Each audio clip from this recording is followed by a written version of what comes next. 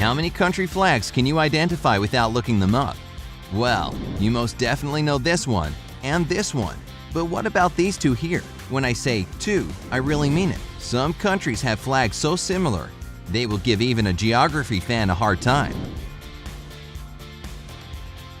New Zealand and Australia. Let's start down under. It's understandable. Australia and New Zealand have a lot in common, but their flags just look way too similar. Both of them are essentially a blue field with Union Jack to represent their British colonial past in the top inner corner. This canvas is called the British Blue Ensign. The difference between the two flags is in the shades of the blues and reds and the stars. Flag of New Zealand has 4 of them, representing the Southern Cross constellation. Flag of Australia has the same constellation, but pictured in 5 stars, and an extra larger star that is called a Commonwealth or Federation star. Indonesia and Monaco. In contrast to the previous pair of countries, these two have basically nothing that brings them together, except for their almost identical flags. Both are hundreds of years old, and both are essentially 2 horizontal stripes in red and white. Is using the heraldic colors of the shield of the Monegasque. That's a fancy way of saying related to Monaco royal family arms. The flag of Indonesia is a reminder of those times when it was associated with the Majapahit Empire.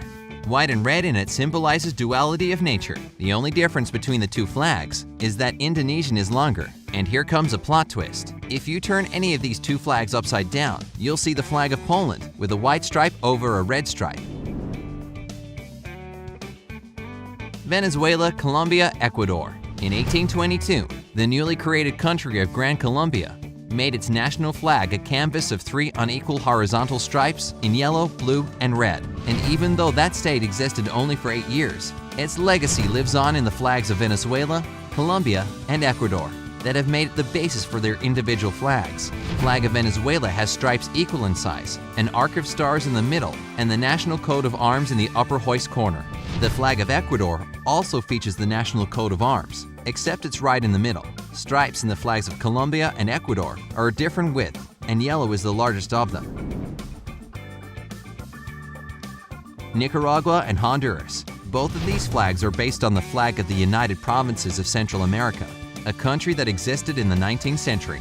Honduras adopted its official flag in 1866. It has 5 stars against the white background of its central horizontal stripes. They stand for 5 original Central American provinces of Nicaragua, Honduras, Guatemala, Costa Rica, and El Salvador. It's interesting that the flag of Nicaragua has the same symbolism, except it has 5 volcanoes instead of 5 stars.